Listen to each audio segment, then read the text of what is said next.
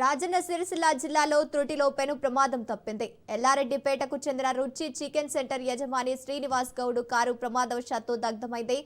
మాచారెడ్డి సమీపంలో ఒక్కసారిగా కారులో నుంచి మంటలు చెలరేగి పూర్తిగా కాలిపోయింది. వెంటనే అప్రమత్తమైన శ్రీనివాస్ గౌడ్ ప్రాణాలతో బయటపడ్డాడు. చికెన్ సెంటర్ బ్రాంచ్ల నిర్వహణ కోసం వెళ్తుండగా ఈ ప్రమాదం చోటు చేసుకుంది.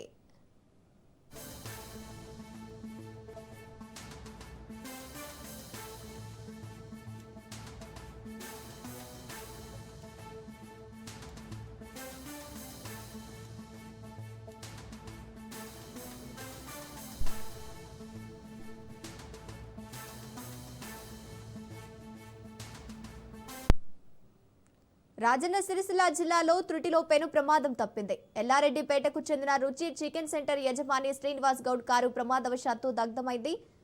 మాచారెడ్డి సమీపంలో ఒక్కసారిగా కారులో నుంచి మంటలు చెలరేగి పూర్తిగా కాలిపోయింది. వెంటనే అప్రమత్తమైన శ్రీనివాస్ గౌడ్ ప్రాణాలతో బయటపడ్డాడు. చికెన్ సెంటర్ బ్రాంచ్ల నిర్వహణ కోసం వెళ్తుండగా ఈ ప్రమాదం చోటు చేసుకుంది.